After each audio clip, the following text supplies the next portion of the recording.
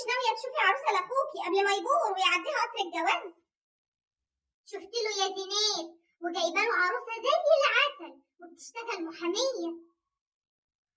طب كويس، وهو وافق يعني؟ لا يا اختي، بيقول لي عايزاني اتجوز محامية طول النهار بقى بتتعامل مع رجالة ايش موكلين على موظفين على عساكر وقضاة ووكلاء نيابة. طب وايه المشكلة؟ دي حتى تبقى شخصيتها قوية، مش احسن ما يقع في واحدة ملهاش شخصية ولا بنت مايعة؟ قلت له الكلام ده يقول لي عشان تتعامل معايا وكأني في المحكمة وكل ما اقول لها كلمة تعمل لي مرافعة. لا بقى، دي تلاكيك، هو اللي ما بيعجبوش العجب ولا صيام في رجب.